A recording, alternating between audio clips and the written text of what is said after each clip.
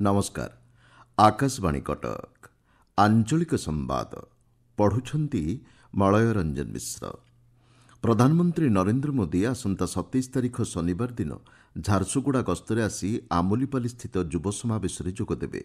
उत्तरांचल राजस्व आयुक्त सचिन रामचंद्र यादव गणमाध्यम को सूचना दी कहिसेंति सेवापक्ष अवसर में युवगोष्ठी को सामिल करने उद्देश्य समावेशर आयोजन करा जाउछि। विधानसभार मौसुमी अधिवेशन में गतकाली ओडिशा विश्वविद्यालय संशोधन बिल 2025 पारित हो जाइछि। आलोचन भाग नहीं उच्चशिक्षा मंत्री सूर्यवंशी सूरज कहिसेंति 14टी विश्वविद्यालय में कुलपति नियुक्ति प्रक्रिया आरंभ होइछि। वर्तमान सुधा 342 जन कुलपति पदवी लगी आवेदन करिसेंति। राज्य में आसंता मास 2 तारिख गांधी जयंती द्वितीय पर्याय स्वतंत्र निशा निवारण अभियान आरंभ कर आम संकल्प निशा नुहे जीवन एवं निशामुक्त भुवनेश्वर अभियान नहीं एक प्रस्तुति बैठक भुवनेश्वर अनुष्ठित हो जाइछि। बैठक में आईन मंत्री पृथ्वीराज हरिचंदन जोगदे यह अभियान एक मास धरी चलिबो बोली कहिसेंति। मुख्यमंत्री मोहन चरण माझी अभियान को उद्घाटन करिवार कार्यसूची रहिछि। भुवनेश्वर स्थित विश्व दक्षता केन्द्र उत्तीर्ण होता छात्र छात्री विभिन्न प्रतिष्ठान में निजुक्ति पाउछंती बोली शिल्प दक्षता विकास और वैषयिक शिक्षा मंत्री संपद चंद्र स्वाई कहिसेंति। चलित वर्ष दक्षता केन्द्र उत्तीर्ण छात्र छात्री उद्देश्य आयोजित एक समावेश में जोगदे मंत्री श्री स्वाई कहिसेंति प्रशिक्षार्थी निजुक्ति दक्षता केन्द्र में प्रदान करा जाउथबा तालीमर गुणवत्ता को प्रतिफलन करुछि।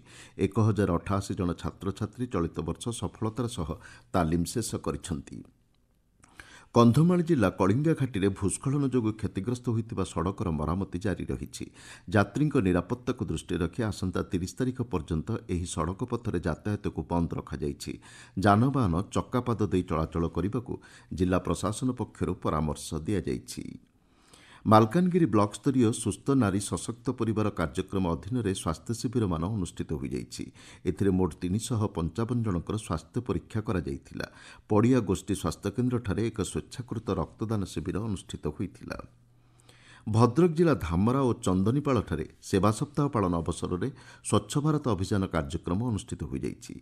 सांसद अभिमन्यु सेठी और जिलास्तरीय अधिकारी जोगदे विभिन्न स्थान में सफाई कार्य माध्यम परिवेश को स्वच्छ रखा परामर्श देइछंती। केन्द्रापड़ा जिले में गजलक्ष्मी पूजा प्रस्तुति बैठक जिलापाल रघुराम आयर अध्यक्षतार गतकाली अनुष्ठित हो जाइछि। बैठक में विभिन्न विभाग पक्षर जारी रही कार्यक्रम उपर जिलास्तरीय अधिकारी माने सूचना प्रदान करथिले।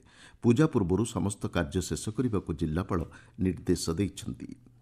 मालकानगिरी जिला कालीमेला थाना अंतर्गत एलकानूर और दयालटुंगी ग्राम निकटस्थ जंगलांचल में सुरक्षा बाहिनी पक्षर तलाशी अभियान जारी रही।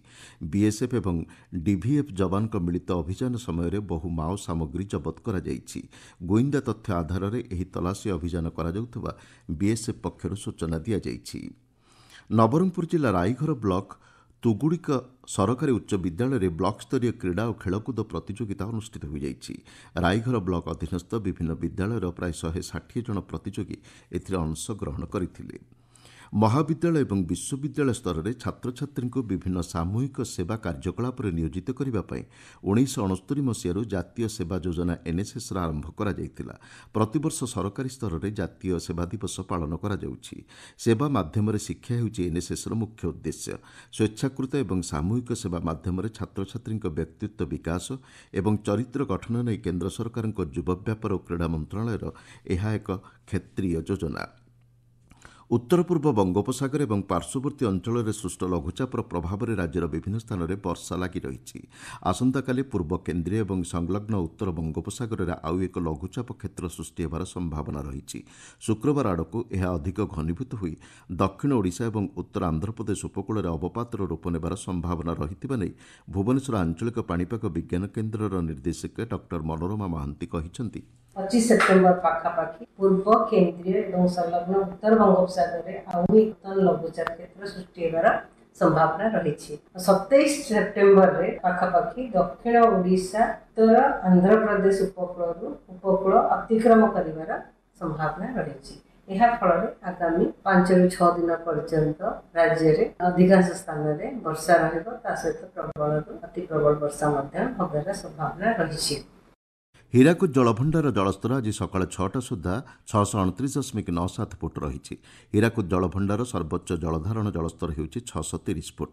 ଏହି ସମୟ ମଧ୍ୟରେ ଜଳଭଣ୍ଡାର ମଧ୍ୟକୁ ପ୍ରତି ସେକେଣ୍ଡରେ 2,05,426 ଘନଫୁଟ ଜଳ ପ୍ରବେଶ କରୁଥିବା ବେଳେ 1,67,307 ଘନଫୁଟ ଜଳ 8ଟି ସ୍ଲୁଇସ୍ ଗେଟ୍ ଏବଂ କେନାଲ ଦେଇ ନିଷ୍କାସିତ ହେଉଛି। ପରିସ୍ଥିତିକୁ ଦୃଷ୍ଟିରେ ରଖି ଆଉ 4ଟି ସ୍ଲୁଇସ୍ ଗେଟ୍ ଖୋଲିବା ପାଇଁ କର୍ତ୍ତୃପକ୍ଷ ନିଷ୍ପତ୍ତି ଗ୍ରହଣ କରିଛନ୍ତି। ଆଞ୍ଚଳିକ ସମ୍ବାଦ ବର୍ତ୍ତମାନ ପାଇଁ ଏତିକିରେ ଶେଷ ହେଲା। ଆମର ପରବର୍ତ୍ତୀ ଆଞ୍ଚଳିକ ସମ୍ବାଦ ଶୁଣିପାରିବେ ଅପରାହ୍ନ 2ଟା 32 ମିନିଟ୍ରେ।